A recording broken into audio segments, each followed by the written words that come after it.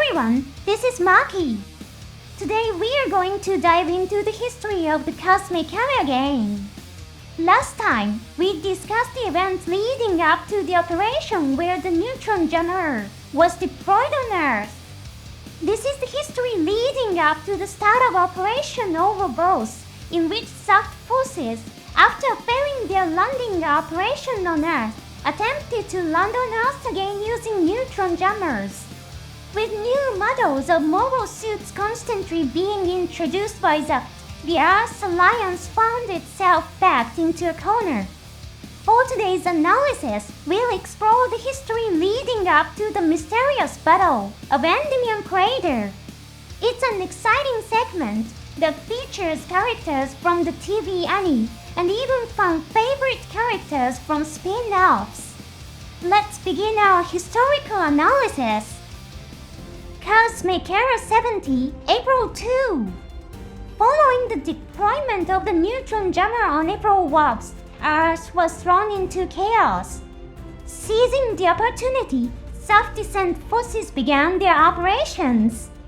In the Australian region, a Zaft unit completed the foundation of a military base in just 48 hours.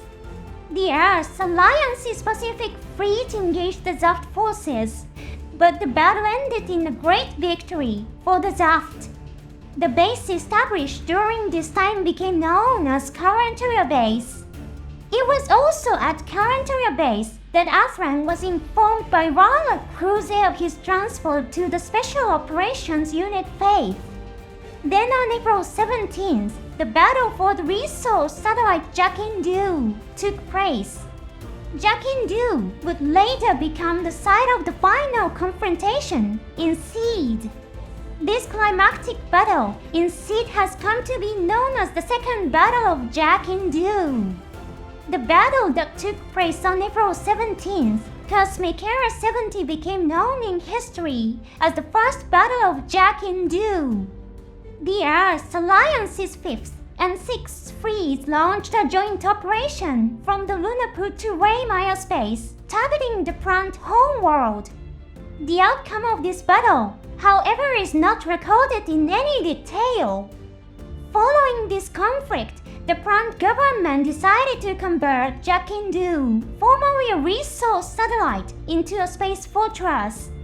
Although it's uncertain whether Zaft won a decisive victory or a stalemate, it's likely that the Earth Alliance withdrew after losing the resources necessary to invade the plant homeworld.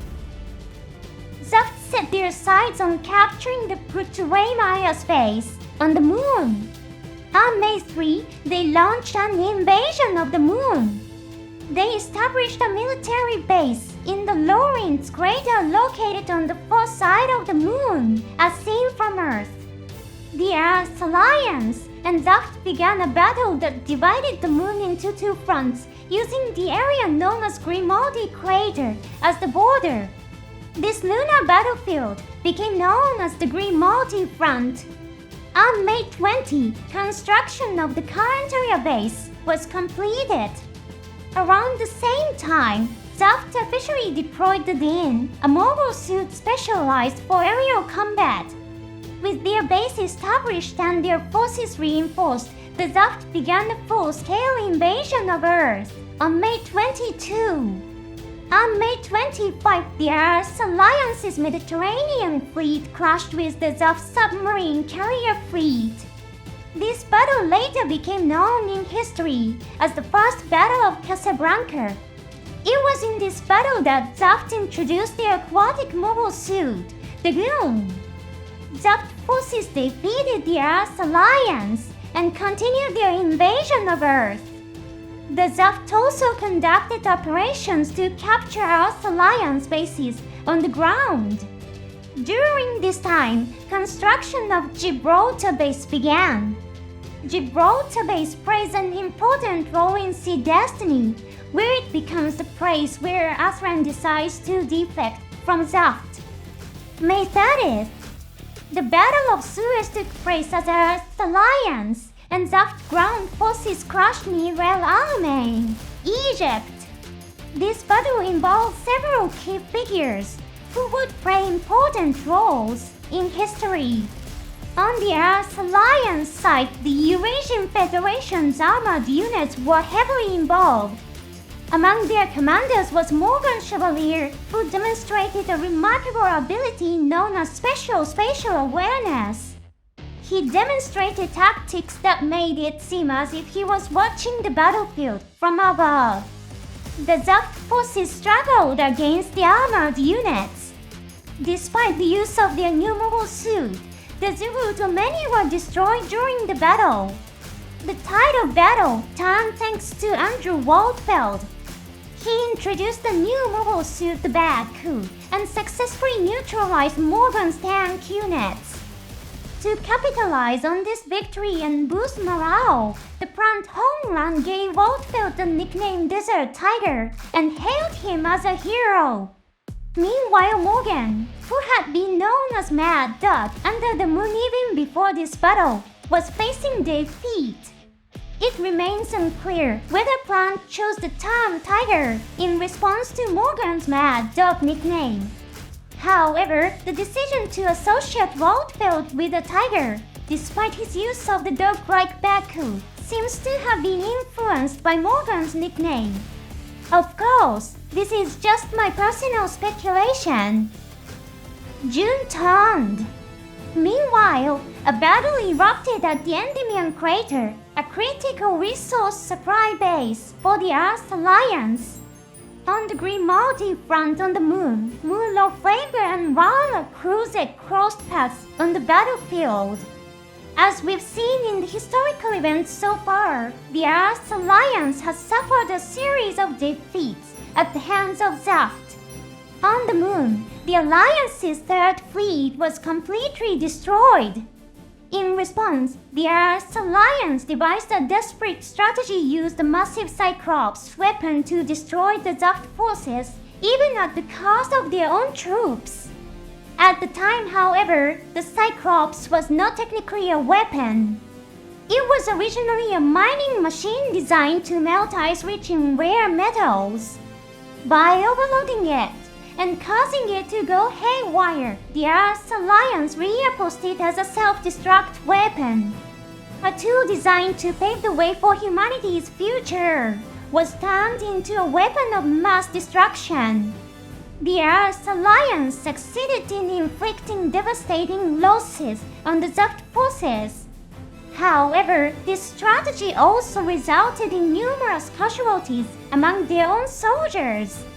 Earth Alliance headquarters declared the battle a great victory for the Earth Alliance and chose to hide the truth about the casualties. They elevated Lofrager to hero status and gave him the nickname the Hawk of Endymion. For Mu, however, the battle was a tragic experience in which many of his comrades were killed by their own forces and his fleet. The third fleet was completely wiped out. He came to despise the nickname Hawk of Endymion, which was born out of such a tragic event. Instead, he came up with his own title, the man who makes the impossible possible, and began to use it. Meanwhile, it was Kruze's unit under his command that destroyed the Earth Alliance's third fleet. Kruze participated as commander of the Laurasia-class battleship Carbine. While Zaft was forced to temporarily withdraw from the moon, Kruze's achievements in decimating the third fleet were highly regarded. In recognition of his accomplishments, Kruze was assigned the advanced Nazca-class battleship Vesseliers. Noticing his extraordinary abilities, the Zaft brass decided to use Kruze's team as an elite unit for special missions. The Battle of Endymion Crater presents two intriguing points for discussion, the first being Lofrager's role and accomplishments. Most sources describe Mu as being recognized as an ace pilot after flying the Mobius Zero and successfully destroying 5 scenes. However, an alternate account appears in the document called Mechanics and World. According to this source, Mu destroyed 4 scenes while piloting a regular Mobius mobile armor. It was only after this battle that the development of the Mobius Zero, tailored to Mu's exceptional piloting skills, was initiated. This account differs significantly from the commonly accepted narrative. How should we interpret this discrepancy?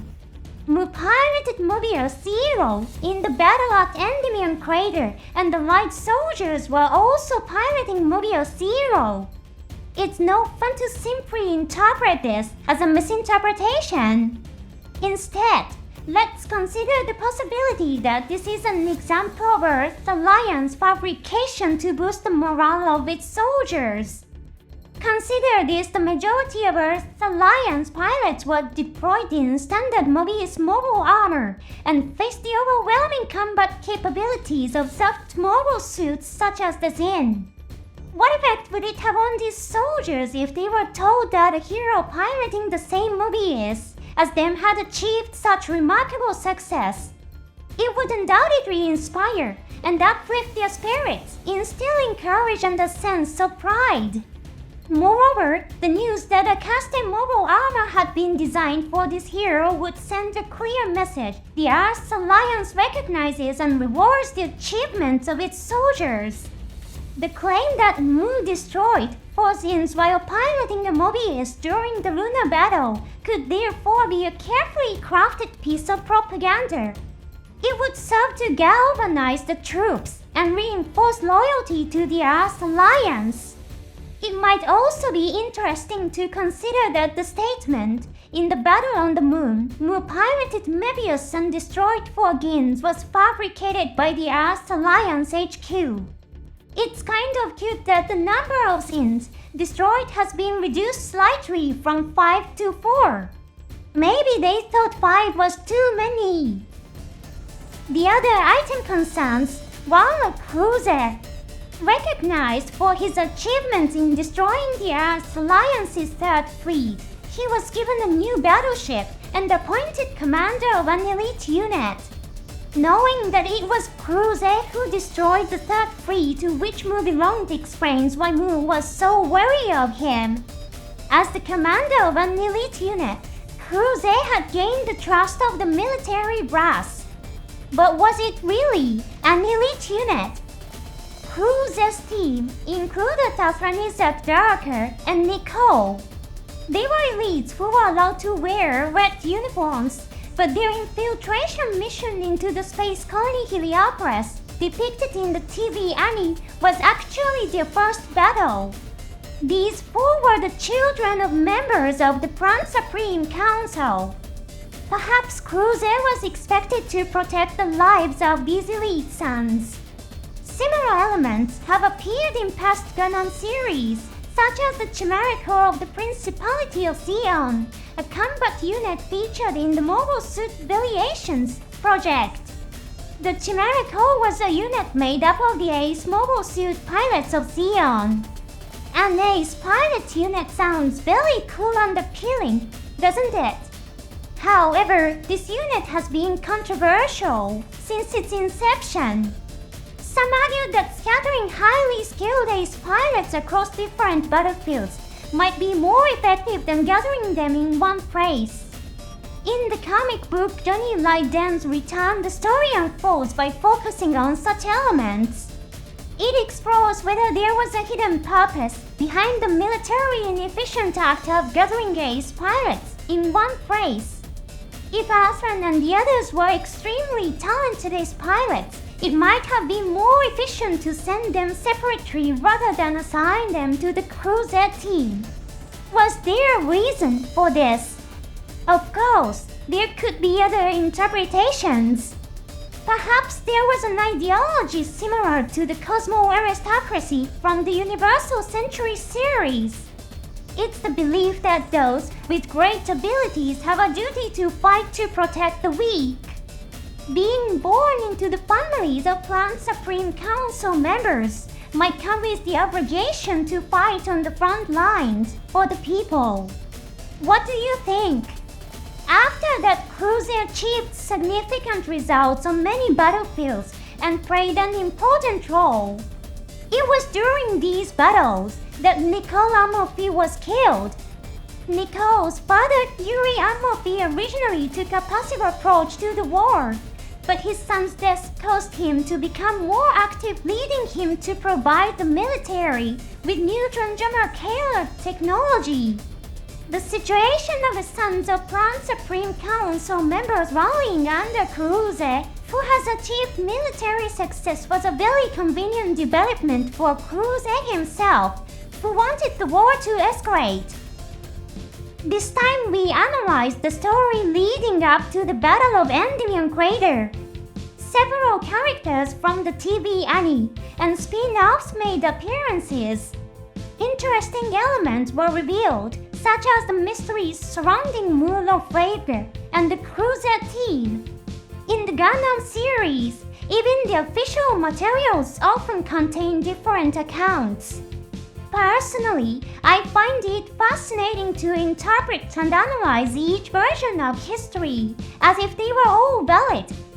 For example, what do you think about the idea that moon destroying forces with one Mobius was propaganda by the Earth Alliance? If you want, I'd like to hear your opinion. Let's continue to explore and analyze the history of the cosmic era. Thank you for watching until the end. See you in the next episode.